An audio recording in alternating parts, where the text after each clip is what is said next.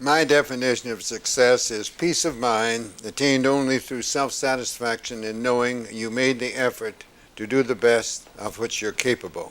And only you as an individual will know whether you did that or not. You can fool others, but you can't fool yourself. We have next, above the heart, the three things that I mentioned is the heart. We have poise and confidence. Confidence you must have to do anything well. You must believe in yourself. And you can't have confidence unless you are prepared. Failure to prepare is preparing to fail.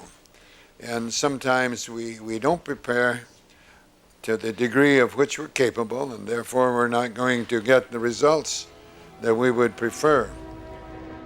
And here's a guy, Coach Wooden, who spent all his time at work preparing us for battle. Once the battle commenced, once the game started, it was all on the shoulders of the player. The responsibility was completely on us. Now, he taught us during the week, but really it came down to that incredible sense of being so prepared for any eventuality that the games became very, very easy.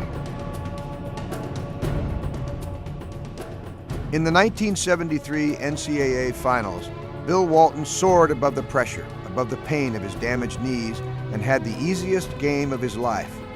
He set a championship game record with 44 points, making an almost unbelievable 21 of 22 shots, and UCLA became the first team to register back-to-back perfect seasons.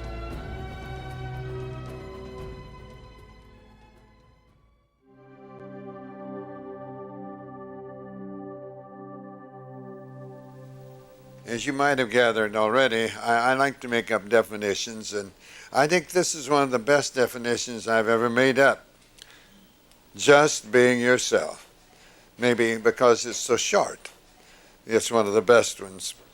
I think that's all poise is. If you have poise, you're not acting, you're not pretending, you're not trying to be something you're not. You're just yourself. And when you're yourself, you're going to function near your own particular level of competency, because you're not trying to be better than someone else. When you do that, you have confidence in yourself, and you're going to function without feeling any pressure.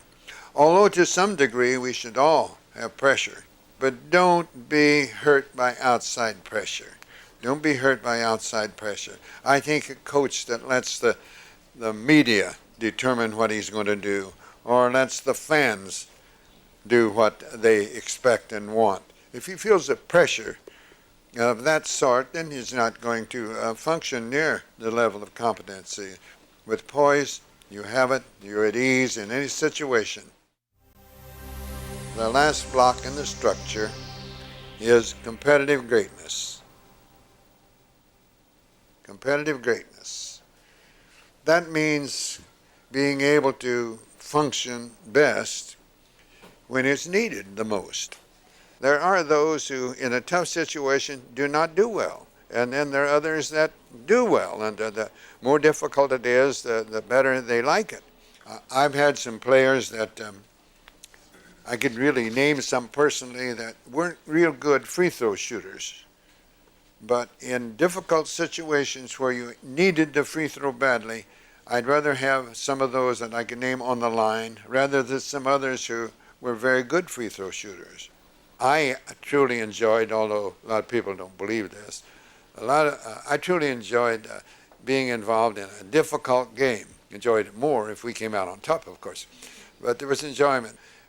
I think most coaches get far more enjoyment out of when the opposition is near your level of competency. Just hope you're a little better.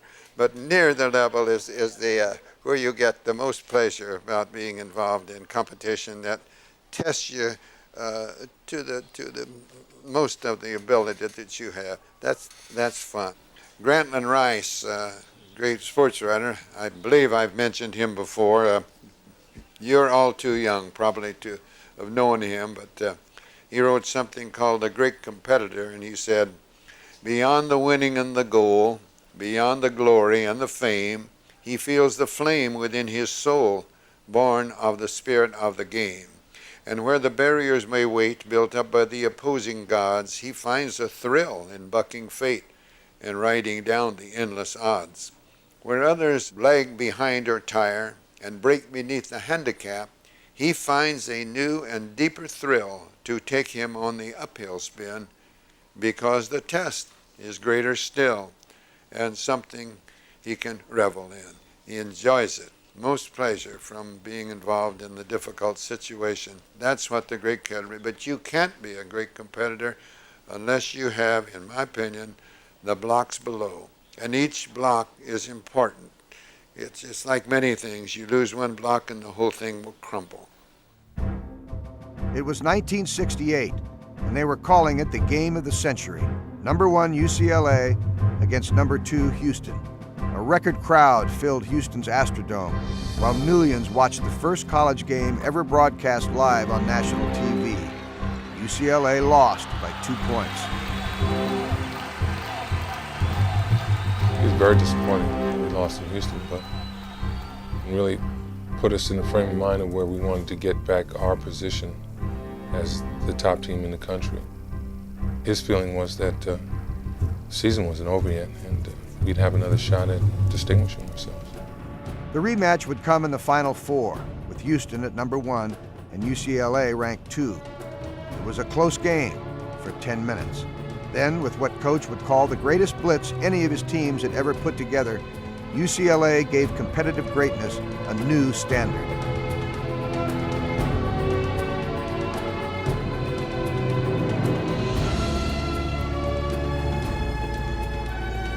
In just 5 minutes, UCLA ran off 21 points to Houston's 5 and would pull away to a 101-69 victory.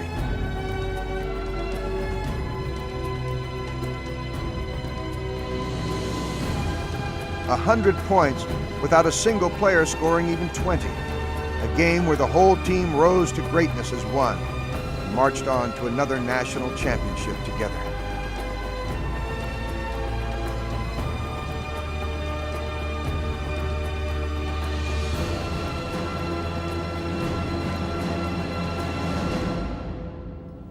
If you're going to reach the apex, according to my definition of what I consider success to be, you must have patience and you must have faith.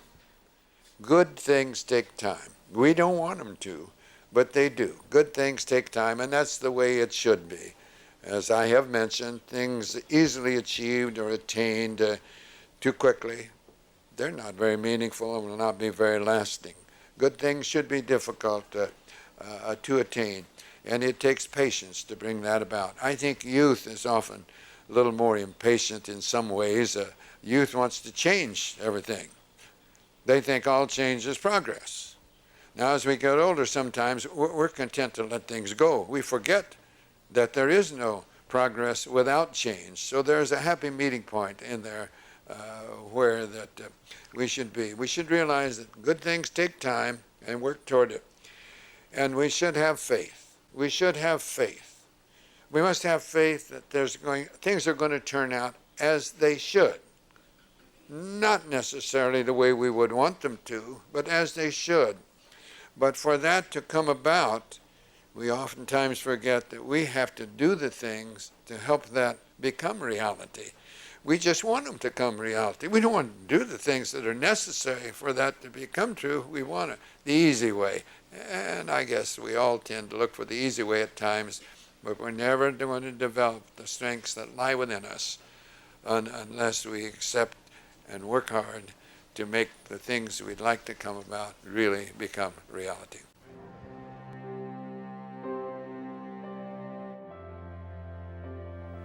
Going back to my definition, the first words in my definition of success are peace of mind. It's attained only through self-satisfaction in knowing you made the effort to become the best of which you're capable. Now, you're the only one that will know that, the individual. Others, you're judged in different ways.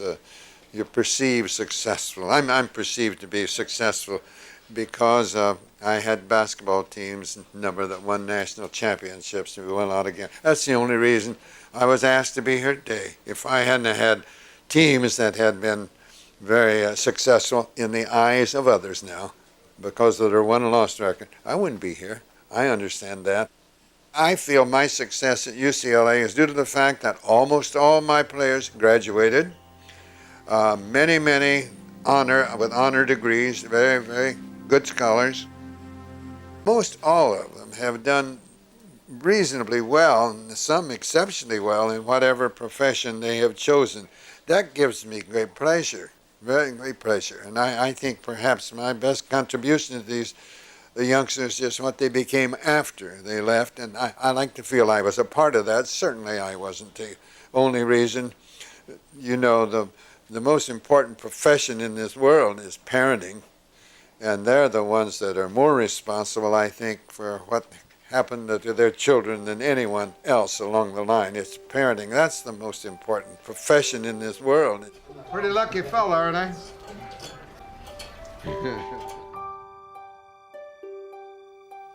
I think the development of this pyramid of success has helped me become a better person, helped me perhaps to help those that have been under my supervision. I know I'm not what I ought to be, not what I want to be, not what I'm going to be, but I think something like this has helped me be better than I would have been. And I hope that something that I have said that you might have gotten that will help you perhaps help others. But thank you very much for being here.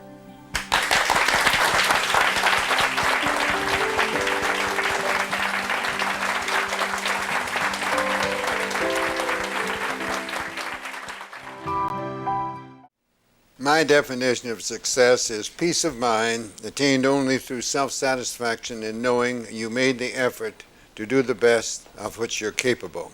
And only you as an individual will know whether you did that or not. You can fool others, but you can't fool yourself.